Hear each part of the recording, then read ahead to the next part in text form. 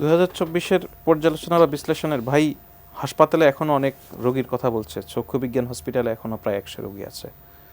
পঙ্গু হসপিটাল নামে যেটা পরিচিত, সেখানে নিটোর, সেখানেও অনেক রোগী আছে। আমি আপনাদেরকে একটা ইনফরমেশন দেই, সেটা সিএমএইচও আছে। হ্যাঁ, সিএমএইচও আছে। তো আমি একটা ইনফরমেশন দিই, সেটা হচ্ছে এই যে 31st নতুন বছরকে বরণ করার যেই অনুষ্ঠান, হসপিটালে থাকা পুঙ্গত্ব বরণ করে যারা আছে তারা এই 31st সেলিব্রেট করেছে হসপিটালে।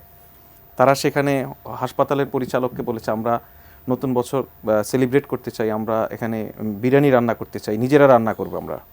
তো এই যে মানুষগুলি আপনি দেখেন, এদের মধ্যে কেউ কেউ আছে পৃথিবীর আলো, মানে আমি যদি বলি যে বলার জন্য ওনার দুটি চোখ নষ্ট হয়ে গেছে, এটা কিন্তু খুবই নরম শোনাবে। কিন্তু আমি যখন বলবো যে উনি আর কখনোই পৃথিবীর আলো দেখবেন না, আপনি এর মানে কনসিকুয়েন্সেস চিন্তা করেন যে একটা মানুষ পৃথিবীর আলো দেখতো, হাসিনার গুলি সেই মানুষের চোখের আলো কেড়ে নিয়েছে।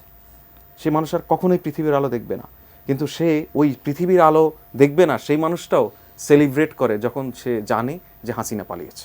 রাইট, এটা আমাদের 2024-এর সবচেয়ে বড় প্রাপ্তি।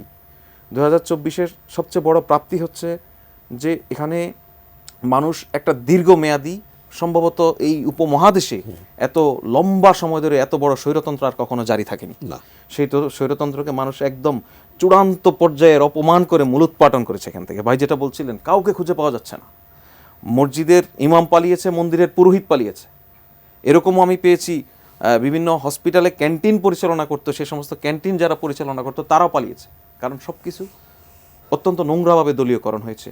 এখানে একটা ফুল দোকানের ফুল বিক্রেতা, সেও দলীয় বিবেচনা এখানে নির্ধারিত হয়েছে এই জায়গায় সে ফুল বিক্রি করতে পারবে কিনা।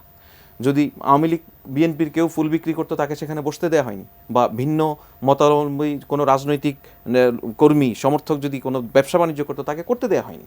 সুতরাং সব জায়গায় এত নোংরা পলিটিসাইজ হয়েছে, এবং আওয়ামী লীগ নিজেদেরকে মনে করেছে যে এটা আসলে অবিনশ্বর, এটা কখনোই শেষ হবে না, শেখ হাসিনার ক্ষমতা তার জীবদ্দশায় কোনোদিন শেষ হবে না।